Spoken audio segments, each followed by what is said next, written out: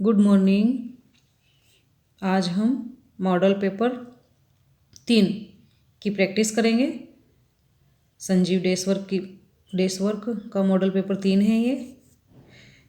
इसका पहला प्रश्न देखिए। पहला प्रश्न है, निम्न वस्तुनिष्ठ प्रश्नों के उत्तर का सही विकल्प चयन कर उत्तर पुस्तिका में लिखिए। पहला प्रश्न, 12 और 15 का लसप और मसप क्या होगा? 12-15 का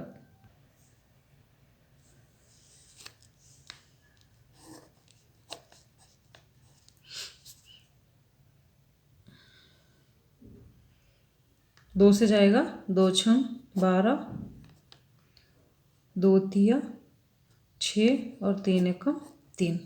इसमें 3 से जाएगा सीधे, 3 पंजे 15 और 5 एकम 5।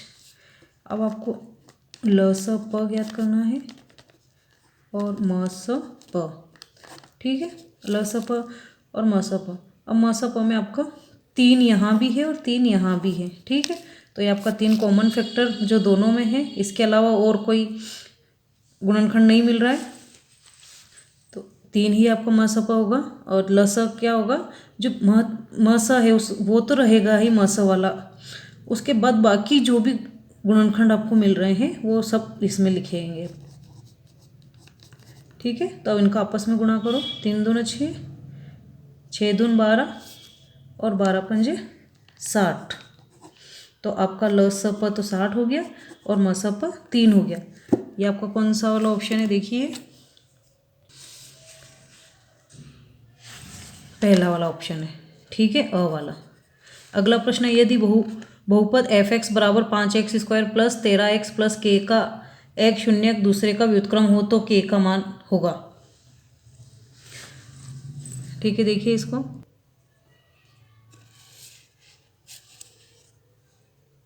आपका ये वर्ग समीकरण आपको दिया हुआ है जिसमें k का मान ज्ञात करना है।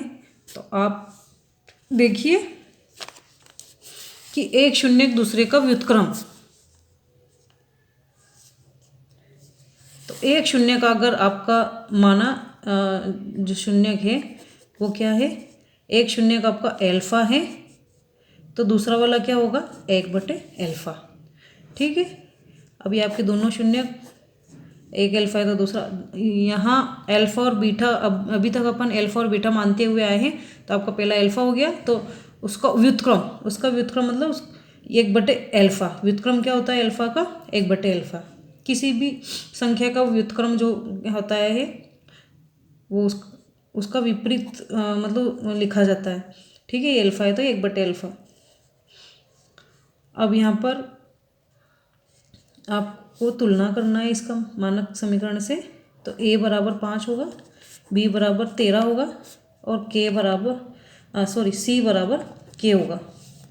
ठीक है, अब आपको पता होगा कि शून्यकों का गुणनफल, शून्यकों का योग और शून्यकों का गुणनफल। अब यहाँ अपना शून्यकों का गुणनफल क्यों लिया है? क्योंकि यहाँ पर c आता है, शून्यकों के गुणनफल में सूत्र c आता है और c में आपको k दिया है, तो k का मान पता करना है, इसलिए शून्यकों का गुणनफल लिया है। तो गुणनफल होता है c/a। एल्फा बीटा शून्य के यहाँ होते हैं 2 और ये इसका सूत्र होता है c/a। आपका एल्फा तो एल्फा है और इसका दूसरा वाला शून्य इसका व्युत्क्रम है, तो इसका व्युत्क्रम 1/एल्फा, तो ये 1/एल्फा हो जाएगा और यहाँ c/a। ठीक है, अब यहाँ मान रख देते हैं, एल्फा से एल्फा कट जाएगा तो यहाँ 1 बचा और यहाँ c का मान आपका k दिया हुआ है। क्या दिया है? k। और 1 का मान 5, ये 5 a का मान, ये a है आपका और ये c का मान k, और इसमें क्रॉस गुणा कर लेंगे 5, तो k का मान क्या आ गया? 5। कौन से वाला ऑप्शन है? आप देखिए इसको, आपका दूसरा वाला ऑप्शन है। ठीक है, अगला प्रश्न देखिए। प्रथम 5 समप्राकृतिक संख्याओं का माध्य। समप्राकृतिक संख्याओं का माध्य देखिए प्रथम 5 सम प्राकृतिक संख्याएं।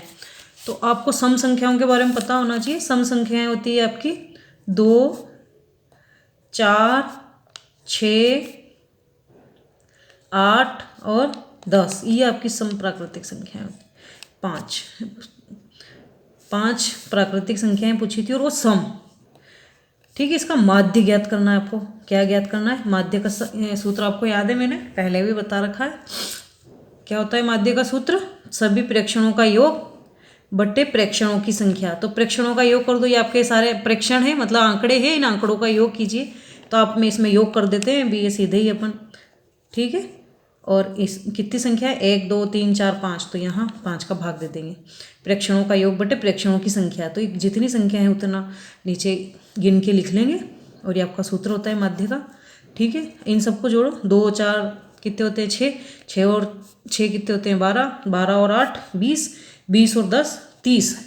30 बटे 5। तो 5 का भाग चला जाएगा, तो 5 6 30। 6 आंसर आएगा। 5 एकम 5 और 5 6 30। ठीक है, ये 6 आ गया आपका। तो अब 6 ऑप्शन देखिए किस में है आपका। 6 ऑप्शन है आपका स वाला। ठीक है, अगला प्रश्न देखिए। यदि 6x + y = 10 हो तो इसको संतुष्ट करने वाला युग्म है। अब इसको संतुष्ट करने वाला युग्म, ये जो मान आपको दिए हैं, ये बिंदु दे रखे हैं, ये पहले वाला एक अंक जो x का होता है, x निर्देशांक होता है और y निर्देशांक होता है। तो ये x वाला x में रखेंगे और y वाला y में रखेंगे। ये दोनों मान रखने पर ये 10 आ जाता है। जो भी मान इसको 10 कर देगा वो आपका संतुष्ट करने वाला आंसर होगा, हल होगा उसका। ठीक है, तो देखिए इसको कैसे हल करेंगे अपन। एक एक को रख के करेंगे। पहले इसको रखेंगे। तो देखिए इसमें ये आपका 6x + y = 10। और इसमें रखेंगे अपन 1। 6 × 1 और y का मान 4। कितना हुआ? 6 एकम 6 और y 4। 6 और 4 10। ठीक है, ये 10 आ गया इसके बराबर। 10 के बराबर 10 आ गया। तो आपका तो पहला ही आंसर आ गया है ना। यही आपका पहला आंसर आ गया। आपको आगे हल करने की आवश्यकता ही नहीं लग रही है। अ वाला देखिए, अगर ये आपका अ वाला हो गया, लेकिन अगर अ वाला नहीं होता और इसको देखते हैं तो इसको हल करने पर क्या आता? ठीक है, आपका आंसर तो आपको मिल गया है अ वाला, लेकिन इसको आगे हल करते हैं तो कैसे? ये 6 × 4 + y का मान 1। 6 चौक 24 + 1 तो ये तो 25 हो गया, खूब ज़्यादा हो गया। तो ये आपका ये होता भी नहीं। फिर अपन यहाँ रखते 6, ये रखते 6 × 2 + 2। 6 दूनी 12 + 2 मतलब ये 14 हो गया। तो ये भी नहीं होता। तो यहाँ आपका पहले बार में ही पहला ही हल आपने रखने पर बराबर हो गया। तो आपको आगे हल करने की आवश्यकता नहीं लगी। आपका अ वाला आंसर आ गया। तो आप इस विधि से हल कीजिए कि इनको इसमें पुट कीजिए, है ना। इस मान को यहाँ रखिए x और y में। जो भी मान बराबर वाली संख्या को लेके आता है वही उसका हल होगा। ठीक है, आगे समझ में। अगला प्रश्न देखिए। समांतर श्रेणी 21, 42, 63, 85 का कौन सा पद 210 है? कौन सा पद 210 है? तो आपको एन निकालना है। कौन सा पद 210 है?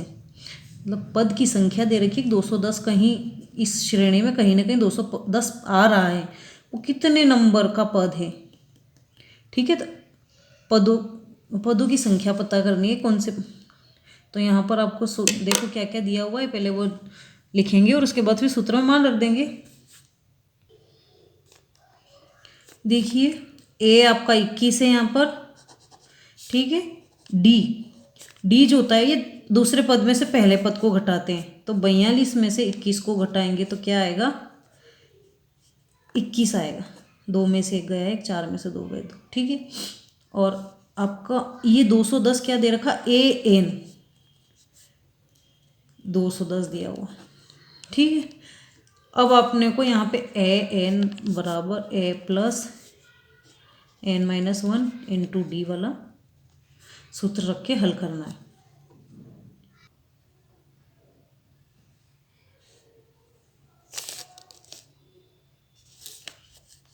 अब ए एन आपका 210 रखो यहाँ पे मान, और ए आपका 21 प्लस ए एन ज्ञात करना है यहाँ पे,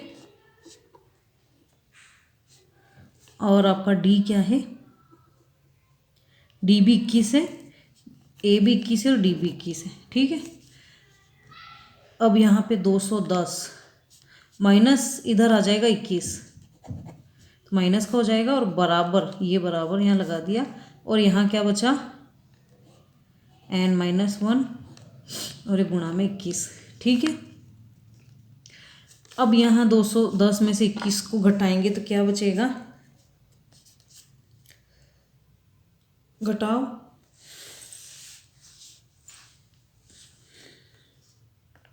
एक सौ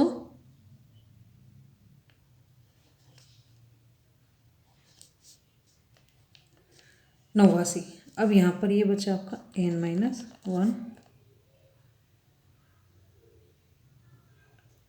और 21। अब यहाँ n-1 यहाँ रहेगा और 189। अब ये गुणा में है तो ये कहाँ चला जाएगा, बटे में। ठीक है, भाग दो,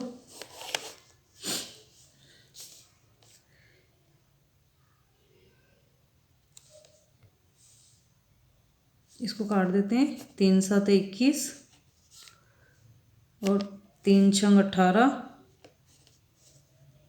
और 3 3 9, फिर कट जाएगा 7 1 7 और 7 9 63। तो n-1 यहाँ लिखेंगे, n-1 बराबर 9 आ गया आपके, क्या आया ये 9, n-1 के बराबर क्या आया 9। अब यहाँ n रखेंगे और एक को भी उधर लेके जाएंगे तो प्लस हो जाएगा, तो n बराबर 9 और 1 10, ये आपका n बराबर 10, n का मान 10 आया, और n ही अपने को पता करना था। 10वां पद आपको आ गया, क्या आ गया है 10वां पद, आपका जो 10वां पद है वो 210 है। ठीक है, तो यहाँ देखिए कौन सा वाला ऑप्शन है, कौन सा ऑप्शन है, ब वाला। ठीक है, अगला प्रश्न देखो, यदि ए बी सी एवं डी ई एफ में कोण ए 50, कोण बी 70, कोण सी 60, कोण डी 60 और ई 70 और एवं एफ 50 हो तो निम्नलिखित में सही है। त्रिभुज में ए, ये ए है, बी सी, फिर डी ई एफ, तो देखिए ए का मान जो है क्या वही डी का मान है, ए का मान यहाँ 50 है तो डी का मान भी 50 है, डी का मान 60 है,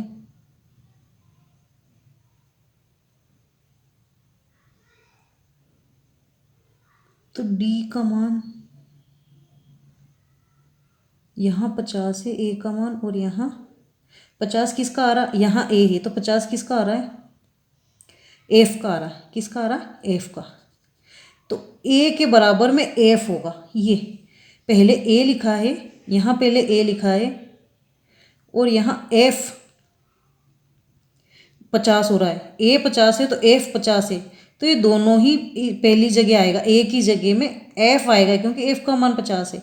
तो ये ए यहाँ है, ए यहाँ है लेकिन यहाँ एफ नहीं है, यहाँ है लेकिन यहाँ एफ नहीं है, यहाँ ए है और यहाँ एफ है, तो इसका मतलब आपका ये द वाला ऑप्शन होगा। देखिए कैसे होगा, ए का मान 50 तो एफ का भी 50 है, ए का 50 तो एफ का भी 50 यहाँ लिखा है, फिर बी का मान आपका 70 है तो ई का भी 70 है, देखो ई का भी 70 है, फिर सी का मान आपका 60 है तो इस डी का मान भी 60 है, ये सी और डी का मान है ना, ये सी और डी का मान भी 60 है।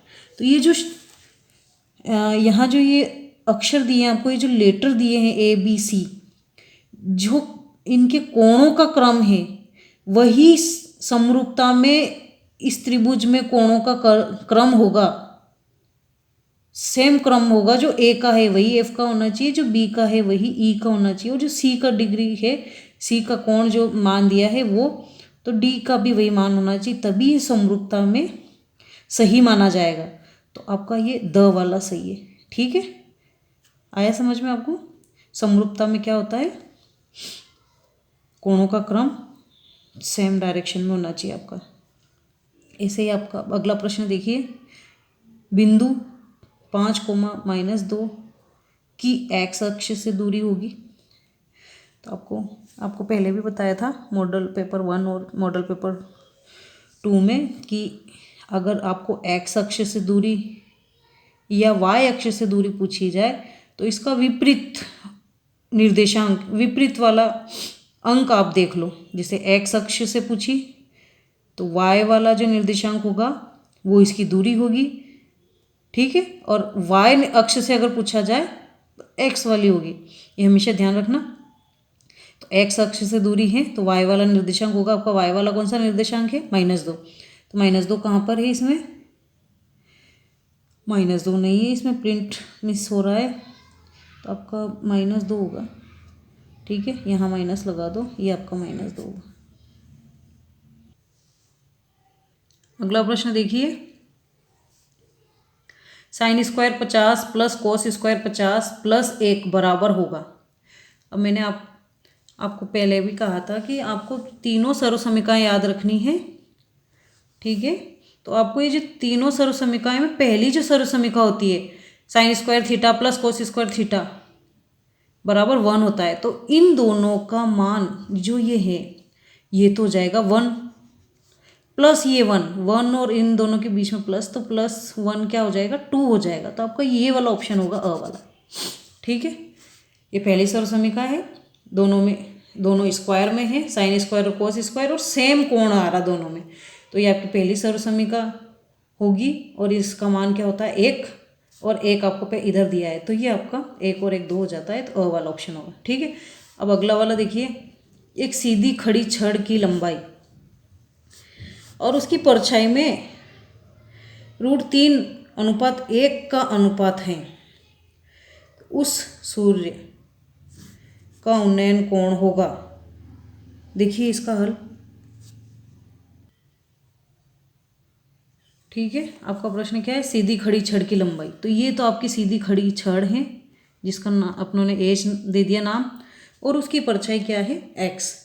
तो इनका अनुपात जो है, अब आप देखिए अनुपात एच अनुपात एक्स, ये H/x मतलब ये अनुपात ही होता है, ठीक है। तो ये √3:1 है, तो ये √3:1 है, ठीक है।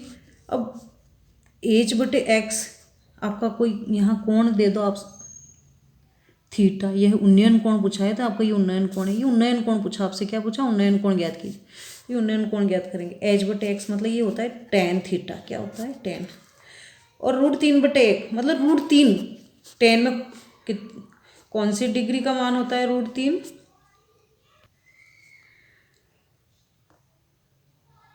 √3 जो मान होता है tan 60 का होता है।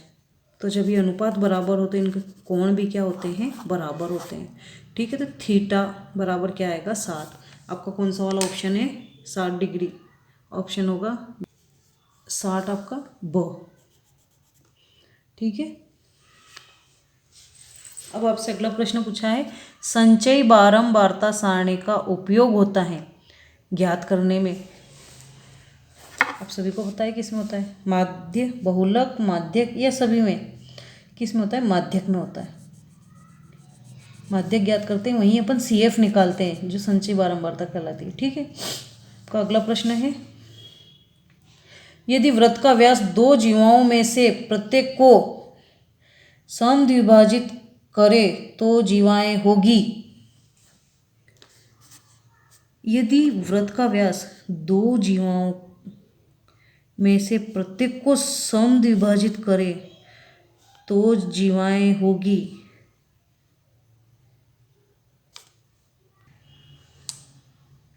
देखिए इसका आंसर, ये आपका वृत्त है और वृत्त का ये केंद्र है, और यहाँ से होकर जाने वाली ये व्यास है, यहाँ से होकर जाने वाला व्यास है, ठीक है। ये जो व्यास है ये 2 जीवाओं को समद्विभाजित करता है, तो मतलब एक जीवा यहाँ से ऐसे है जो इसको ये व्यास काट रहा है, और ऐसे ही एक जीवा और यहाँ है जो ये व्यास इसको भी 2 बराबर भागों में ऐसे बांटता है, ठीक है। ये जो आपका जो व्यास है ये इन दो जीवाओं को क्या करता है, समद्विभाजित करता है, मतलब दो बराबर भागों में बांटता है। ठीक है, तो ये आपका दोनों जीवाएं क्या हुई, समांतर होती है, समांतर दिख रही है आपको, समांतर। ठीक है, तो ऑप्शन देखिए, ऑप्शन है आपका अ वाला। ठीक है, अगला प्रश्न देखिए, एक ठोस अर्धगोले का कुल पृष्ठीय क्षेत्रफल, अर्धगोले का कुल पृष्ठीय क्षेत्रफल, आपको सूत्र याद होना चाहिए इसका, डायरेक्ट सूत्र ही लिखना है आपको।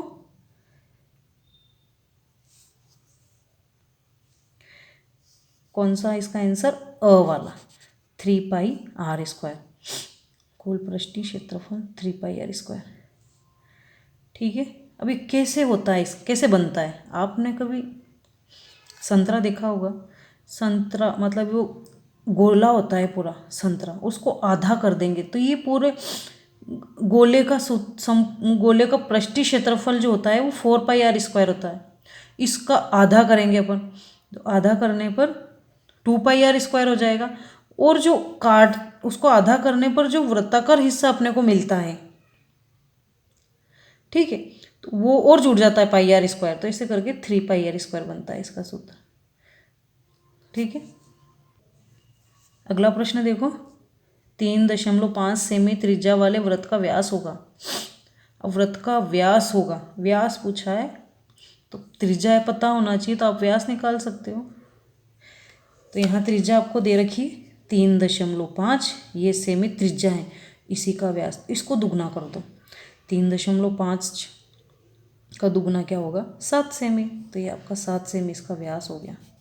कोई हल नहीं करना है इसमें, त्रिज्या से व्यास बनाना है। तो देखो चित्र में बताती हूँ मैं आपको, ये आपका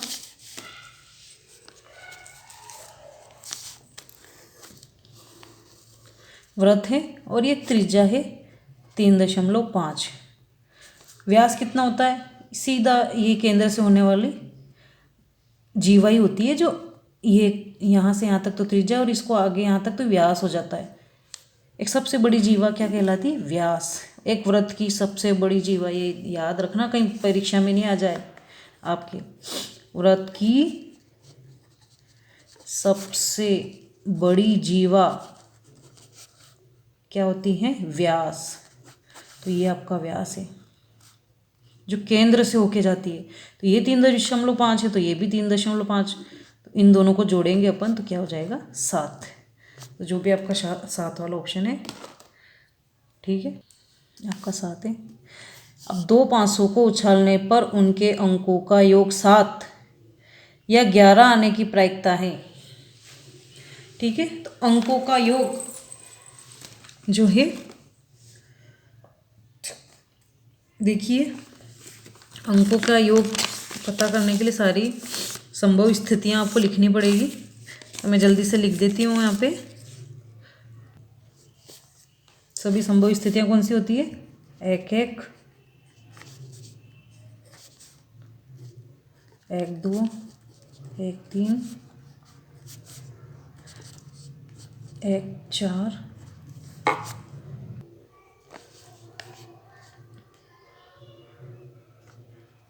5 1 5 2 5 3 5 4 5 5 5 6 6 1 6 2 6 3 6 4 6 5 और 6 6। अब आपसे कुल स्थितियां कितनी हो गई आपकी, 36। ठीक है, अब आपसे प्रायिकता पूछी कि अंकों का योग 7 या 11 आने की प्रायिकता, तो अंकों का योग 7 किस में आ रहा है, 1 और 6 हो गया, एक तो योग 7 के लिए। ठीक है, एक तो 1 7 6 हो गया, फिर 2 5 हो गया, इस वाली लाइन में 3 4 हो गया, फिर इसमें हो गया 4 3, इसमें हो गया 4 5 2 और इसमें हो गया 6 1। कुल स्थितियाँ कितनी होगी, कुल कितनी हो गई आपके 1 2 3 4 5 6/36। ठीक है, तो 6 कम 6 6 6 36 1/6। सरकारी नौकरी योग 7 करने पर आपने 1/6 आ गया। अब योग 11, ये आपका पी प्रायिकता निकाली थी अपने ना योग 7 की। अब अपने को योग 11 आने की निकालनी है। तो योग 11 आने की अनुकूल घटनाएं कितनी होगी, एक तो होगी आपकी 5 6। ठीक है, ये आपका 5 6, इधर तो एक भी नहीं होगा, सब 5 5 10 हो रहा है, तो सब बाकी 10 से छोटा ही योग होगा इधर जो भी संख्याएं दिख रही है आपकी। एक तो ये हो गई 5 6 और एक हो गई 6 5। ठीक है, तो ये दो आपकी संभावनाएं बनेगी, 5 6 और 6 5। कुल संभावनाएं आपकी 2 हो गई। तो आपका ये जो प्रायिकता बन रही है 11 ज्ञात करने की, क्या हो गई 2/36। और इसको काट देंगे, 2 1 कम 2 और फिर इससे 2 1 कम 2 और 2 8 16, 1/18। ठीक है, अब आप यहाँ पर आपका ऑप्शन ना तो 1/6 आ रहा है ना, और ना ही 1/18 आ रहा है। तो इन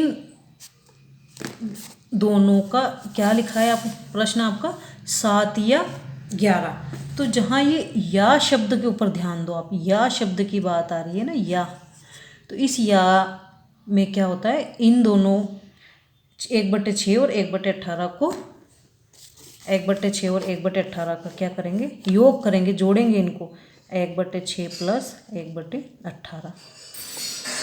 इनका लसा निकालेंगे तो 18, और फिर 6 दून 12 6 18 3 में 1 का गुणा 3 और फिर यहाँ 1।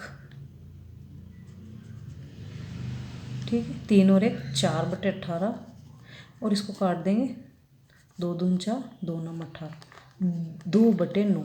जहाँ भी आपका 2/9 आंसर आए वो आपका आंसर है। ठीक है, ये आपका स वाला आंसर। अगला प्रश्न है आपका, यदि एक समांतर श्रेणी का प्रथम पद 2 एवं सार्वंतर 8 है तथा n पदों का योग 90 है तो n का मान होगा। यहाँ सूत्र में मान रखा ना, n पदों का योग वाला सूत्र लगाना है अपने को, SN वाला। ठीक है, देखिए इसको हल, आपको A2 दिया हुआ है, D 8 दे रखा है और SN 90 दे रखा है। तो SN बराबर सूत्र है आपका n/2 2a plus n-1 into D, ये आपका सूत्र है। इसमें मान रखिए SN आपको 90 दिया है, AN अपने को ज्ञात करना है 2 और A का मान 2, N पता करना है और D आपका 8। ठीक है, यहाँ से यहाँ बटे में 2 है तो ये यहाँ इधर चला जाएगा तो 90 में गुणा हो जाएगा, 90 इंटू 2, यहाँ N रहेगा, इन दोनों का गुणा करो 4 और ये n-1 इंटू 8। ठीक है, 90 में 2 का गुणा करें, 9 दूनी 18 180, n 4 प्लस इसका भी यहाँ अंदर गुणा करते हैं 8, n हो जाएगा और -8 हो जाएगा। ठीक है, यहाँ 180 होगा। n का गुणा इस 4 से करेंगे 4n, फिर इस n का गुणा इससे करेंगे 8n² और n का गुणा फिर इससे करेंगे -8n। ठीक है, कोष्टक खोल दिया अपनों ने, n का गुणा कोष्टक में कर दिया, 180 बराबर n वाला जो है इनको हल करेंगे, 4n यहाँ है और 8n, तो ये प्लस की संख्या और माइनस की, 8 में से 4 गए तो यहाँ पहले 8n² कर देते हैं और यहाँ -4n बचेगा। 8 में से 4 गए तो 4 और माइनस के 4 बचेंगे। ठीक है, अब आपको 8n² माइनस 4n माइनस 180 बराबर 0। ये 180 को इधर लेके आ जाएंगे तो यहाँ प्लस का इधर आने पर माइनस हो जाएगा, ठीक है। और कुछ नहीं बचा, यहाँ 0 बचता है बराबर में। अब अपन इस संख्या को और भी छोटी कर सकते हैं। यहाँ से 2 बाहर निकाल लेंगे कॉमन, n² बचेगा माइनस 2 चौका 4 बचेगा, यहाँ भी 2 बचेगा, और यहाँ से 2 9 18, ये 90 बचा, और ये 2 इधर 0 में के भाग में चला जाएगा और 0 हो जाएगा। सॉरी, यहाँ से अपन 4 कॉमन निकालेंगे, सीधे 4 भी निकल सकता है। 4 निकालेंगे तो यहाँ 2n² बचेगा, 4 दूना 8, 8 में से 4 बाहर आ गया, 2 अंदर बचा, माइनस यहाँ सिर्फ n बचेगा और यहाँ माइनस, और यहाँ से भी 4 बाहर निकालेंगे तो 4 चौक 16 और 2 बचता है, 4 पंजे 20, 4 बाहर निकालेंगे तो 45, ठीक है। और 4 का 45 में गुणा करते हैं तो 180 आता है, ठीक है। अब यहाँ आपका इधर 0 है, यहाँ 4 गुणा में है, इधर जाएगा भाग में और 0 में मिलके 0 हो जाएगा, तो आपका 2n² माइनस n माइनस 45, ये एक वर्ग समीकरण है। इस वर्ग समीकरण को हल करेंगे। वर्ग समीकरण को हल करने के लिए आपको बीच की संख्या का ऐसे फैक्टर करना है, जो पहली संख्या और आखिरी संख्या का क्या हो, गुणा हो। तो सीधे से ही देखिए आप, यहाँ 45 और 2 का गुणा क्या होगा, 45 दूना 90 होते हैं, तो आपका 90 आना चाहिए, 90 n² बनना चाहिए, ठीक है। ये n² और 45 माइनस, तो यहाँ अपन सीधे से मैं माइनस 10n करूँगी और प्लस के 9n, 10 में 9 का गुणा करेंगे 90 आ जाएगा, ये 90 आ गया, और n में n का n² और ये माइनस भी आ गया, ठीक है। अब आपका ये 2 के जोड़े बन जाते हैं। यहाँ से क्या निकलेगा, 2n निकल जाएगा, 2 भी बाहर आ जाएगा और n भी आ जाएगा, तो यहाँ n माइनस यहाँ 5 बचेगा, और ऐसा ही कोष्टक यहाँ भी बचना चाहिए, प्लस 9 बाहर आ जाएगा, तो यहाँ n बचेगा, और 9 पंजे 45, 5 बचेगा, ठीक है। तो आपका जो एक कोष्टक तो बनेगा 2n प्लस 9 और 1 बचेगा n माइनस 5। तो इसको इधर ले जाने पर -9 माइनस का बनेगा बटे में, तो ये वाला तो आपका होगा नहीं, ये होगा, क्योंकि n बराबर 5 आएगा, तो आपका जो आंसर होगा, पदों की संख्या हमेशा प्लस में होगी, तो 5 वाला ऑप्शन आपका सही है, ठीक है।